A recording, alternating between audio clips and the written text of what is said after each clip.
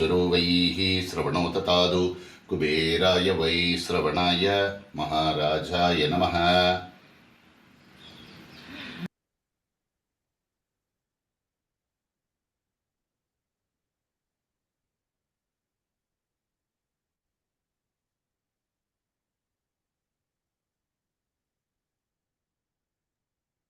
Sir Subhashri Ramani ji will chant the Jnana Shloka today.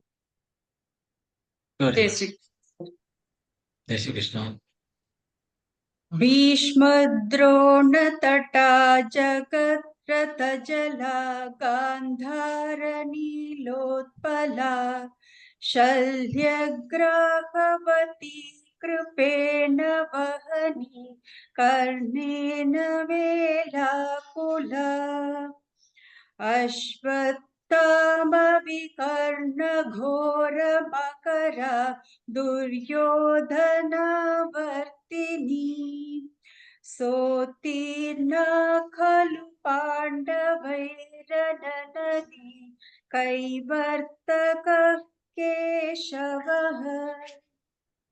Jai Shri Krishna. ரொம்ப நல்லாங்க, ரொம்ப தெய்வீகமா இருந்தது. அந்த ஆர்த்தியும் ரொம்ப அழகா இருந்தது. நீங்க சாண்ட் பண்ணது ரொம்ப அழகா இருக்கு. தியான ஸ்லோகா ஏன் சொல்லணும்னா ஒன்னொன்னா சொல்லிட்டு இருந்தா அது மறக்காம இருக்குமேங்கிறதுக்காக ரொம்ப முக்கியமானது தியான ஸ்லோகங்கள் சொல்றது. நேற்றுக்கு நம்ம 30 ஸ்லோகங்கள் முடிச்சிருக்கோம். இன்னைக்கு 3 ஸ்லோகங்கள் எடுத்துக்கலாம்.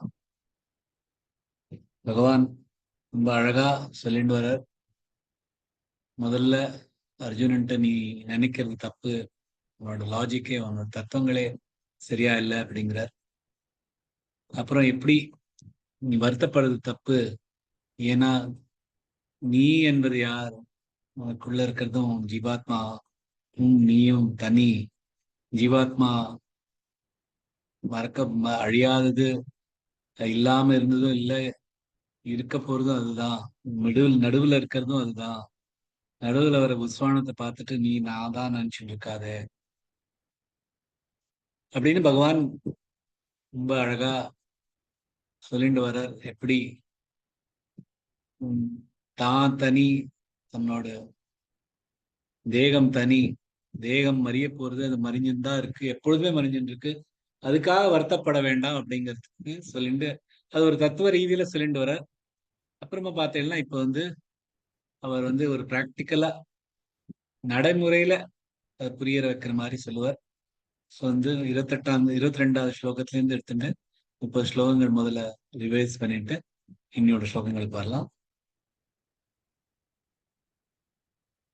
வாசாंसि जीर्णानि यथा विहाय नवानि गृह्णाति नरोपराणि तथा शरीराणि विहाय जीर्णान्यन्यानि संयाति नवानि देहि नैनं छिन्दन्ति शस्त्राणि नैनं दहति पावकः न चैनं क्लेदयन्त्यापो न शोषयति मारुतः अच्छेद्योऽयमदाह्योऽयमक्लेद्यो शोष्य एव च नित्यः सर्वगतस्थाणुरचलोऽयं सनातनः अव्यक्तोऽयमचिन्त्योऽयमविकार्योऽयमुच्यते तस्मादेवं विदित्वैनन्नानुशोचितुमर्हसि अथ चैनन्नित्यजातन्नित्यं वा मन्यसे मृतम् तथापि त्वं महाबाहो नैवं शोचितुमर्हसि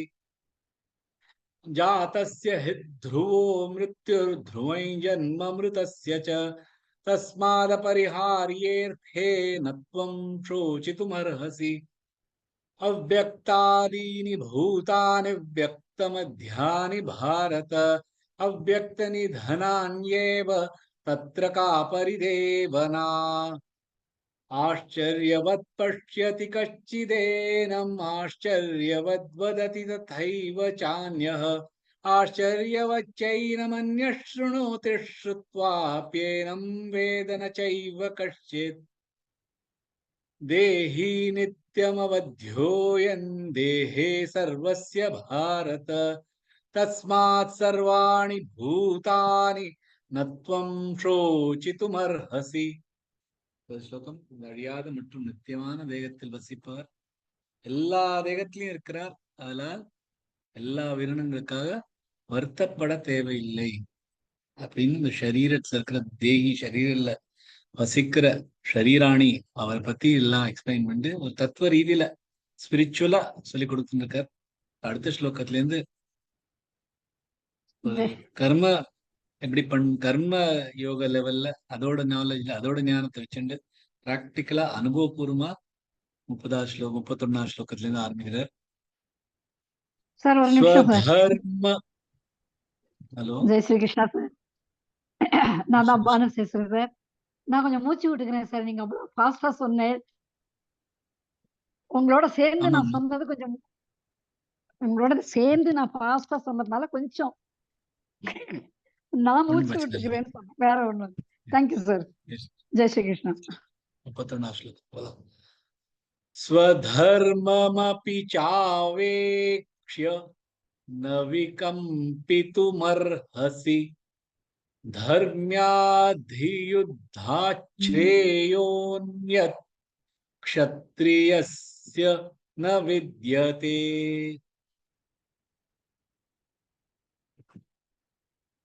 ஸ்வதர்மம் தன் தர்மம் அபி கூட ச மற்றும் அவேக்ஷ்ய கருதி ந இல்லை விகம்பித்தும் தயக்கம் அர்ஹசி தகுதி தர்மியாத் தர்மத்திற்காக ஹி உண்மையில் யுத்தாத் யுத்தத்தை விட ஸ்ரேயோ நல்லது அந்யத் வேறு க்ஷத்ரியஸ்ய க்ஷத்ரியருக்கு ந இல்லை வித்யதே இருக்கு. பகவான் என்ன சொல்றனா மற்றும் கூட நீ தன் தர்மம் செய்வதில் தயங்கக்கூடாது. ஏனென்றால் ஒரு க்ஷத்ரியனுக்கு தர்மத்திற்காக யுத்தம் செய்வதை விட சிரேஷ்டமானது வேறொன்றும் இல்லை. ஒரு சரணமா பார்க்கலாம். ஸ்வதர்மமபி ஸ்வதர்ம தது அண்ட் அதுக்கப்புறம் ரஃபார் கொடுத்து மமபி ரெண்டு இருக்கு. சாவேக்ஷ்ய சாவேக்ஷ்ய இக்கு மூணு இருக்கு. சாவேக்ஷ்ய நவிகம்பிதுமர்ஹசி நவிகம்பி கமிலாகத் கொடுத்து துமர்ஹசி எல்லாமே குறில் எழுத்துக்கள். நவிகம்பிதுமர்ஹசி தர்மியாதி தர்மியா இரு ரஃபார் கொடுத்து இம்யா தர்மியாதி இது அப்புறம் தர்மியாதி யுத்தாச்ரேயோன்யத் யுத்தா மலே த அப்புறம் யுத்தாச்ரேயோ இச்சு ச் ரே ஸ்ரே யுத்தாச்ரேயோன்யத் க்ஷத்ரியஸ்ய ந வித்யதே. க்ஷத்ரி க்ஷத்ரி இல்ல க்ஷத்ரி இக்கு வச்சுண்டு க்ஷத்ரியஸ்ய க்ஷத்ரி க்ஷ மேல ராகாத் ய மேல ராகாத் கொடுத்து வி மேல ராகாத் கொடுத்து க்ஷத்ரியஸ்ய ந வித்யதே. ஒரு ஸ்லோகம். ஸ்வதர்மமபி சாவேக்ஷ்ய ந விகம்பிதுமர்ஹசி தர்மியாதியுத்தாச்ரேயோன்யத் க்ஷத்ரியஸ்ய ந வித்யதே. ஸ்ரேயோன்யத் முதல்லயே நம்ம கேட்டோம். அர்ஜுனன் கேட்கிற ஸ்ரேயம் எதுன்னு அதுக்கு பதில் சொல்ற மாதிரி இருக்கு. இது வந்து அடுத்த ஸ்லோகங்கள்ல ஒரு புது 4 விதமா சொல்லியிருக்கான் அப்படின்னு சொல்லியிருந்தேன் நேத்துக்கே. எப்படி பகவான் இந்த அத்தியாயத்தை எடுக்கிறாங்க. 3வதுமா ஸ்வதர்மம் என்ன? ஸ்வதர்மம்னா தன்னோட தர்மம் என்ன? இது வந்து கிருஷ்ணர் அர்ஜுனனுக்கு சொல்றதுனால க்ஷத்ரியர் பத்தி சொல்லிட்டு இருப்பார். ஒரு யுத்த வீரன் பத்தி சொல்லியிருக்காரு. ஆனா ஒருத்தருக்கும் அவளோட ஸ்வதர்மம் இருக்கு. சோ அதை நம்ம க்ஷத்ரியனுக்கு சொன்னதற்காக நம்மள்ட்ட சொல்லல அப்படின்னு எடுத்துக்காம நமக்கு நம்ம தர்மம் பத்தி தான் சொல்ற ஸ்வதர்மம் சொல்லச்ச.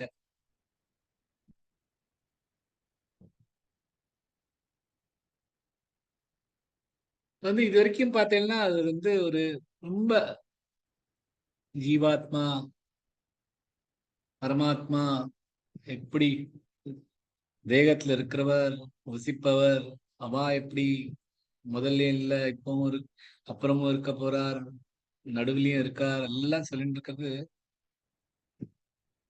நிறைய பேருக்கு புரியாது. ஏன்னா நம்ம சாதாரண மனிதர்கள், நமக்கு இதெல்லாம் புரியுறது. அவரே சொல்றாரு, சூக்ஷ்மம் ஸ்தூலம் நம்ம எல்லாத்தையும் அதை விட சூக்ஷ்மமானது இந்த ஜீவாத்மா. ஸ்தூல சரீரம் இருக்கு, சூக்ஷ்ம சரீரம் இருக்கு, காரண சரீரம் இருக்கு. அதெல்லாம் ஸ்தூலத்தை விட சூக்ஷ்மம் இன்னுமே சூக்ஷ்மமானது, சூக்ஷ்மத்தை விட காரண சரீரம் அதை விட சூக்ஷ்மமானது, அதை விடையும் சூக்ஷ்மமானது இந்த ஜீவாத்மா. அதை புரியறது ரொம்ப கஷ்டம், அவருக்கே தெரியாது. அதுக்காக தான் நமக்கு புரியற மாதிரி சொல்லாமேன்னு இந்த ஸ்லோகத்துல சொல்ற. இப்ப ஸ்வதர்மம் அப்படின்னா நம்ம தர்மம் என்னங்கிறது, நம்ம என்ன பண்ணணும் அப்படிங்கிறது. இது நம்மள யாராவது இப்படி பண்ணு அப்படிங்கிறது பண்றது ஸ்வதர்மம் இல்லை. ஆர் நம்ம இந்த வருணத்துல பிறந்திருக்கோம் அதனால இதுதான் நம்ம தர்மம் அப்படிங்கிறது அப்படி இல்லை. எது நமக்கு பிடிச்சிருக்கோ, எது பண்றதுக்கு நமக்கு இயல்பு இருக்கோ, எது கெட்ட வழியிலையோ அந்த மாதிரி என்ன கர்மம் பண்றோமோ அது ஸ்வதர்மம். ஒருத்தர் டாக்டருக்கு படிச்சிருக்காரு அப்படின்னா அவர்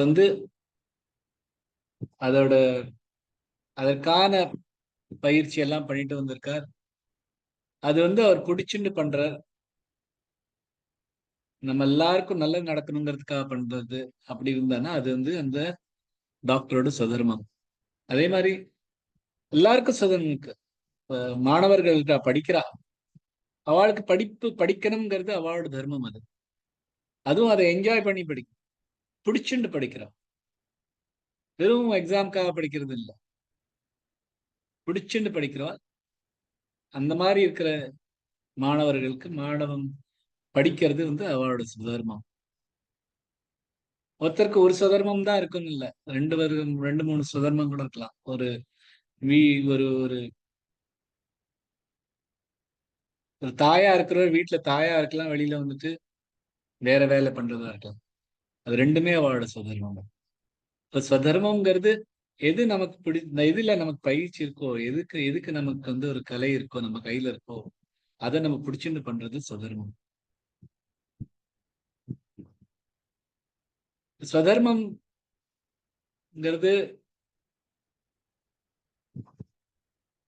நம்ம பகவானுக்காக பண்றது. ஸ்வதர்மம்ல ரெண்டு வகை இருக்கு, பரதர்ம அபரதர்ம. பரதர்மங்கிறது நம்ம இண்டிவிஜுவலா நம்மளா பண்றது. அது என்ன, பகவானுக்காக பண்றது. பகவானுக்காக நம்ம பக்தியோட தர்மம் பண்றது, கர்மங்கள் பண்றது, அது பரதர்மம். நம்ம வாழறதுக்காக நம்மளோட ஸ்தூல சரீரம் அன்னமும் நீரும்னால பண்ணது. அதுக்கு நம்ம கொடுக்கறதுக்காக நம்ம பண்ற கர்மங்கள், அதை நம்ம பிடிச்சுன்னு பண்றது, அது அபரதர்மம். அது அவளோட ஆசிரமம், எந்த இடத்துல இருக்கோமோ, எந்த ஆசிரமத்துல இருக்கோமோ, அண்ட் அவளோட எந்த வேலையில இருக்காளோ அதுக்கு தகுந்தாப்புல அவளோட சதர்மம் இருக்கு. ஸோ எந்த ஆசிரமத்துல இருக்கோமோ அண்ட் எந்த வருணத்துல பண்ணிட்டு இருக்கோமோ அது அவளோட ஸ்வதர்மம். அதுல கத்திரியர்கள் பார்த்தோம்னா அவளுக்கு யுத்தம் பண்ணி நம்ம நாட்டை காப்பாத்துறது அவளோட ஸ்வதர்மம். அப்படி சாவேஷ ந விகம்பித்தும் அர்ஹசி. க்ஷத்திரியரோட தர்மம் என்ன? போராடுறது, நாட்டுக்காக போராடுறது, போரிலிருந்து போரை விட்டு ஓடி போகக்கூடாது. இதான் அவளோட தர்மம். சோ பகவான் சொல்ல ஸ்வதர்மம் அப்படி சாவேக்ஷ ந விகம்பித்து. அதுலேருந்து அதை விட்டுட்டு போகக்கூடாது, அதுல தயக்கம் காட்டக்கூடாது. தர்மியாதி யுத்தா ஸ்ரேயோன்யத் க்ஷத்ரியஸ்ய ந வித்யதே.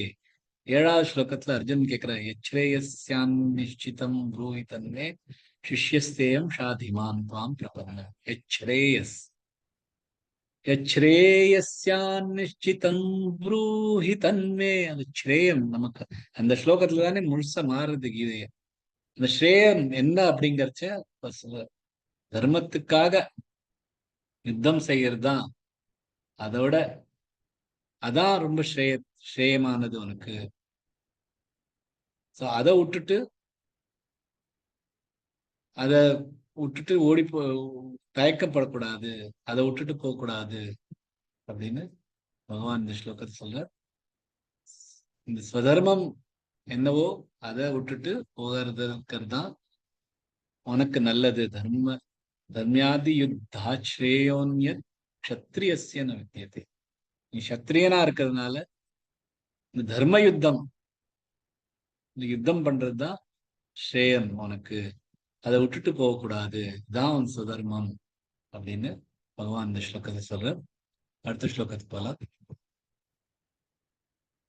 யத்ருச்சயா சோபபன்னம் ஸ்வர்கத்வாரமபாவ்ருதம் சுகினஹ க்ஷத்ரியாः பார்த்த லபந்தே யுத்தமீத்ருஷம்.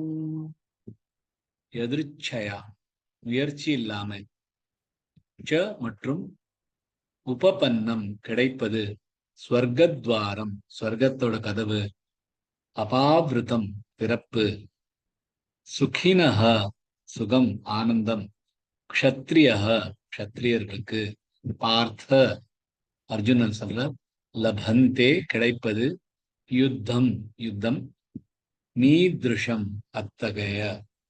என்ன சொல்றது? க்ஷத்ரியருக்கு இத்தகைய யுத்தம் கிடைப்பது ஆனந்தமானது, முயற்சியே இல்லாமல் ஸ்வர்க்கத்வாரம் திறப்பு கிடைப்பது போல் அப்படின்னு அர்ஜுனன் சொல்ற.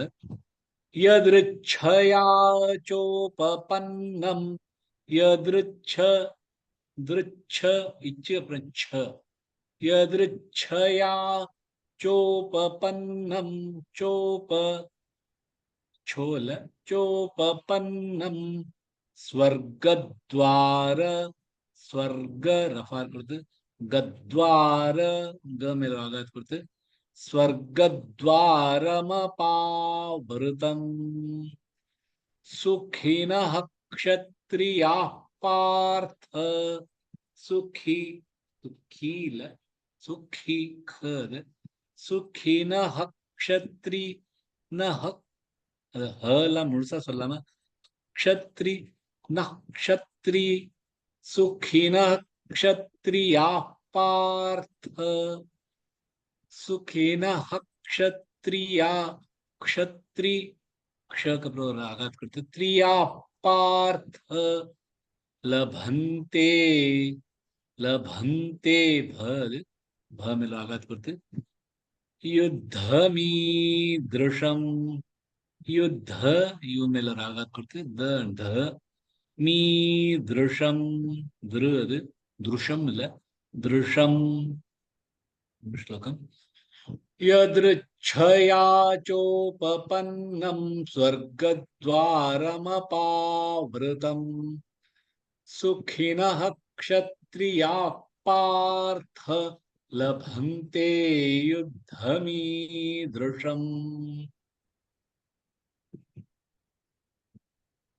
பகவத்கீதை இப்ப காரியம் பண்றதுதான் சொல்லுது. பாக்கி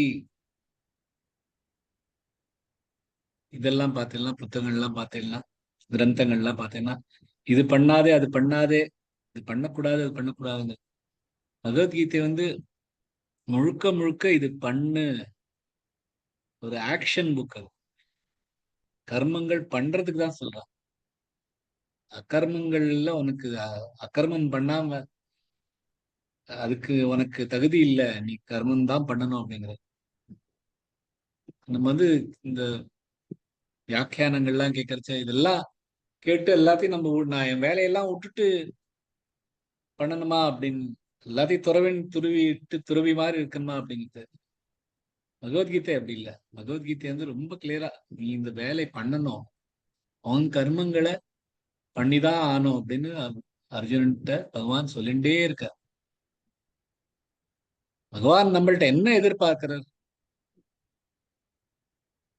நமக்குள்ள இருக்கிற கான்சியஸ்னஸ், நமக்குள்ள இருக்கிற ஜீவாத்மாவை நம்ம பார்த்துட்டு இது நான் இல்ல, பண்றது வேற யாரோ, அதைதான் பார்க்க சொல்றதுல, பண்ணாம இருக்கிறதுக்கு சொல்றது இல்ல.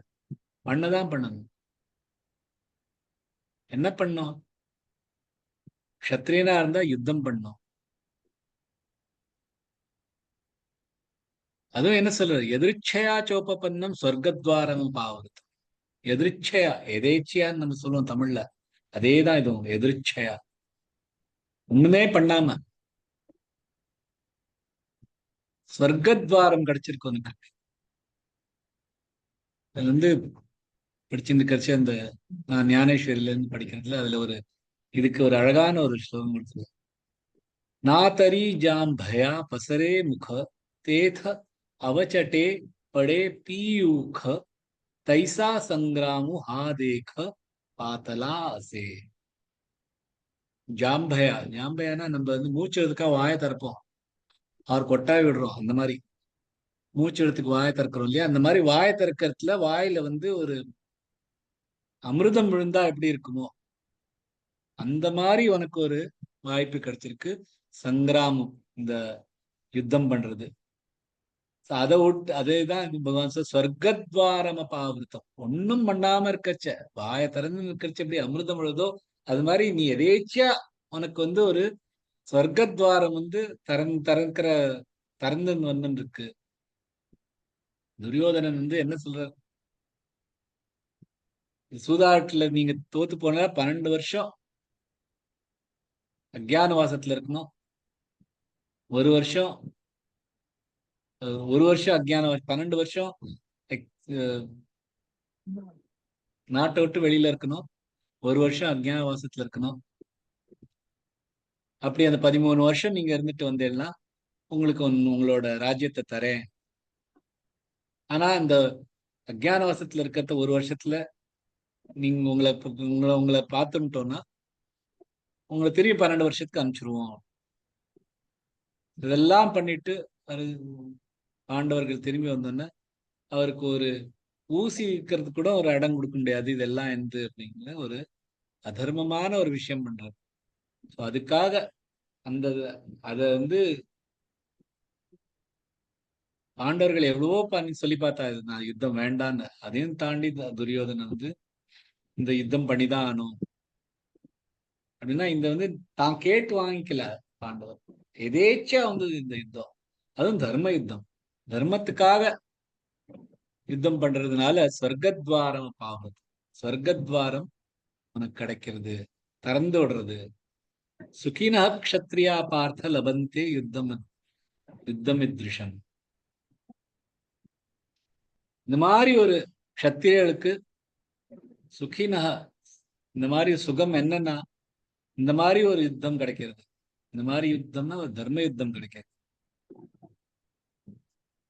லபந்தே சுகினா லபந்தே, அதாவது லக்கி, அதிர்ஷ்டசாலி இந்த மாதிரி சக்திரியர்கள் அப்படின்னா கௌரவர்கள்ல இருக்கிறது சக்திரிகள் தானே, அவளும் யுத்தம் பண்றாளே, அவளுக்கு வந்து இந்த சுகினா இல்லையா லபந்தே இல்லையா அப்படின்னா கௌரவர்கள் இருக்கிற சத்திரியர்கள்லாம் இந்த யுத்தம் வந்து தர்ம யுத்தம் இல்லை, அவளுக்கே தெரியறது.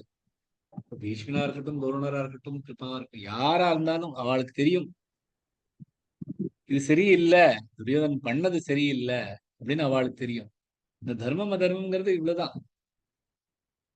ரெண்டு பேருமே யுத்தம் பண்றா, ரெண்டு பேருமே இந்த நாட்டுக்காக தன்னோட மக்களுக்காக பண்றா அப்படின்னு சொல்லலாம். அதனால அதுல தர்மம் அதர்மங்கிறது ஒரு சின்ன ஒரு ரேகை தான். அதுல அது அவளுக்கு புரியும், பீஷ்மருக்கு புரியும், துரோணருக்கு புரியும். அவ வந்து அந்த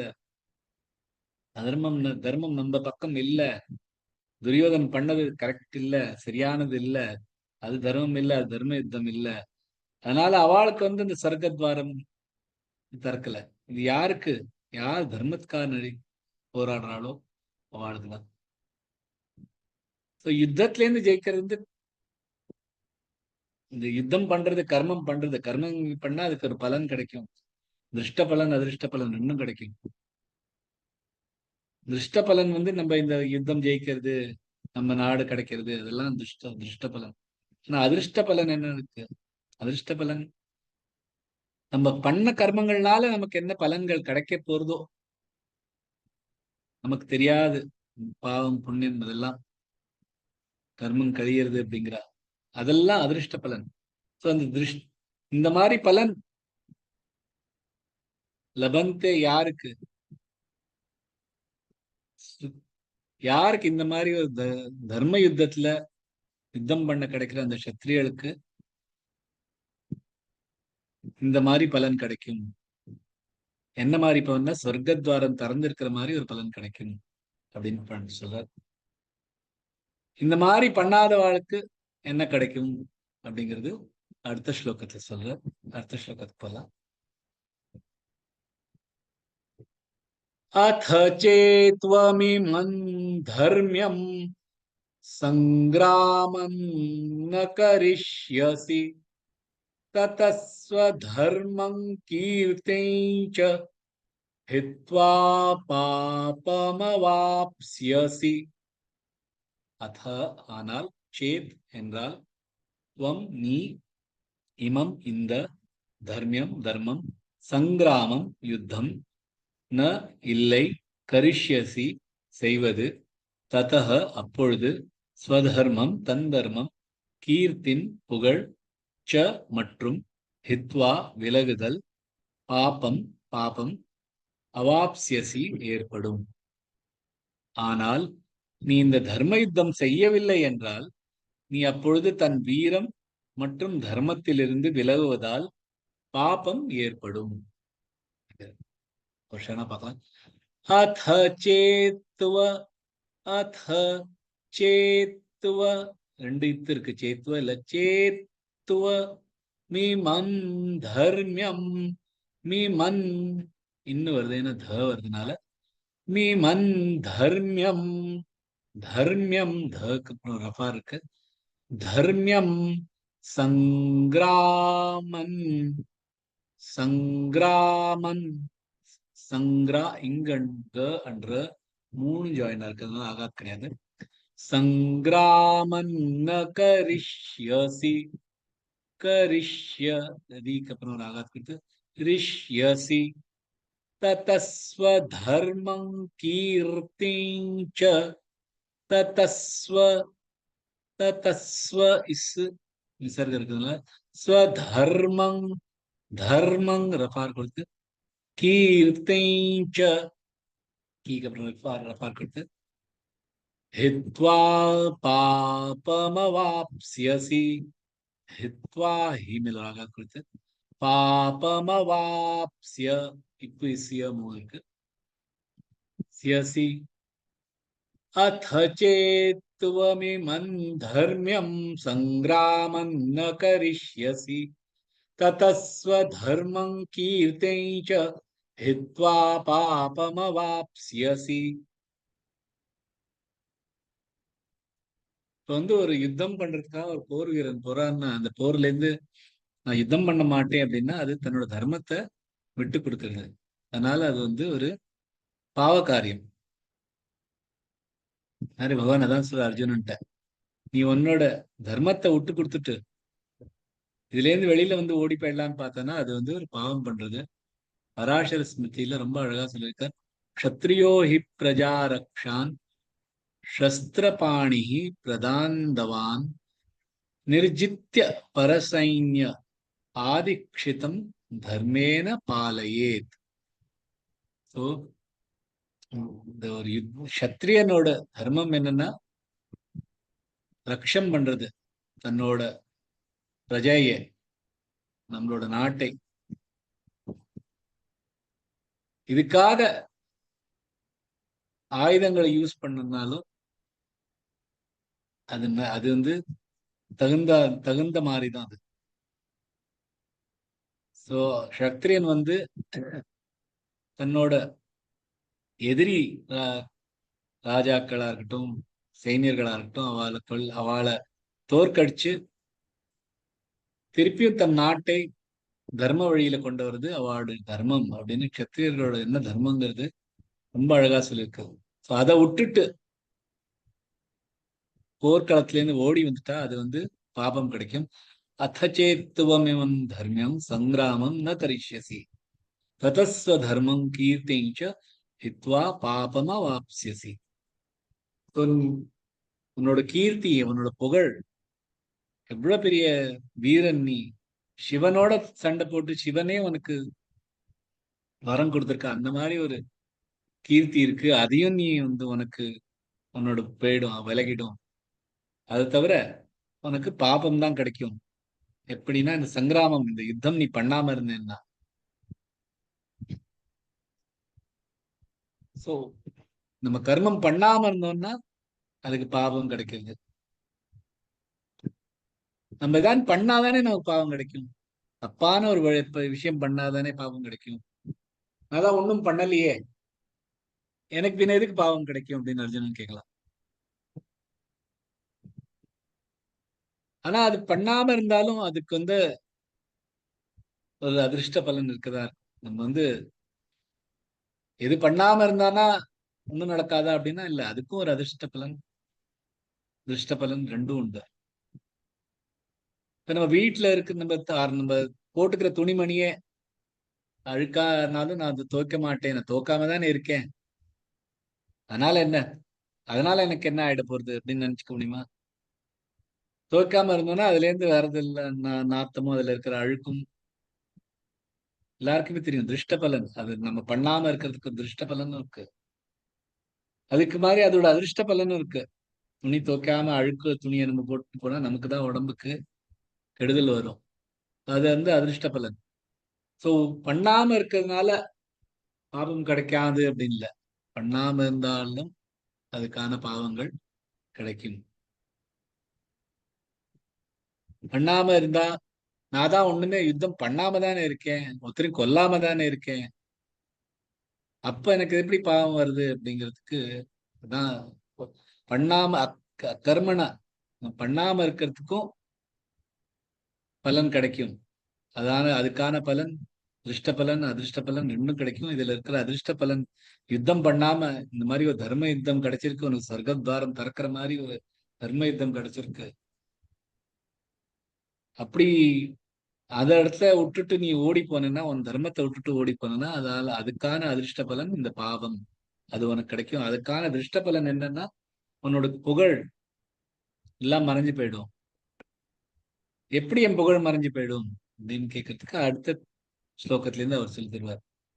சோ பண்ணாம இருக்க நம்ம கர்மங்கள் பண்ணணும் அப்படின்னு பகவான் என்ன கர்மங்கள்னா என்ன, சதர்மம் பண்றதுதான் நம்ம கர்மம். நம்மளோட தர்மத்தை நம்ம பண்ணணும். அது பண்ணலேன்னா நமக்கு பாபம் உண்டு. அதுக்கான அதிர்ஷ்ட பலன் பாபம், அதுக்கான அதிர்ஷ்ட பலன் இந்த விஷயத்துல அர்ஜுனனுக்கு அவனோட கீர்த்தி போயிடும் அப்படின்னு பகவான் சொல்றார். அதோட இன்னொரு ஸ்லோகத்தை முடிச்சுக்கலாம். நாளைக்கு அவரோட கீர்த்தி எப்படி போகும்னு பகவான் சொல்லுவோம். ஜெய் ஸ்ரீ கிருஷ்ணா.